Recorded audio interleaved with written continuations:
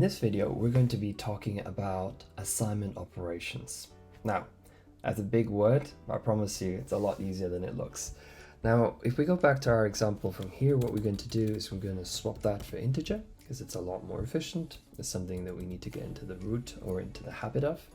And in the loop function, which keeps repeating itself, we're going to write something that does not make any mathematical sense, which is basically speed is equal to speed plus 1 and then semicolon.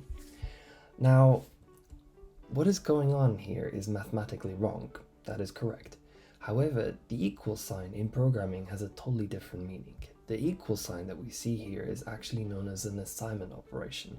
And what is really going on is really simple. We take the value of 100, we add it to 1, which makes it 101, and then we assign it to the new value of the integer. In this case, the new value for the integer is going to be 101. And we're going to print it, and then when we go back here, we're going to do the same thing all over again, which is 101 plus 1, assign it to the right hand side as 102, and then print it, and keep going. So an assignment operation in a nutshell, or the way programming works, is that basically it looks at the right hand side, does whatever you say on the right hand side, and then assigns it onto the left hand side. The equal sign in mathematics, in programming, if that makes sense, is basically, is equal.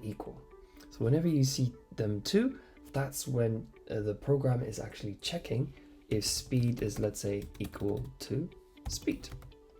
It's a very simple way of writing it, but this is not the one that we're interested in today. So what we're going to do is going to run it, and let's see if that works as expected. Now we can see that the value has incremented.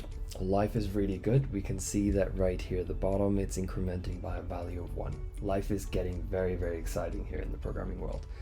Now, there is one little trick that we have in the programming world. Instead of writing speed equal to, or assigning it, basically speed plus 1 and then assigning it to speed, if you know the value is only incrementing by 1, what you could do is actually get rid of all this and just write plus plus.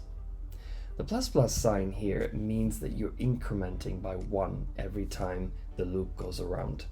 And that actually is the reason why the programming language called C, the next version of it is called C++.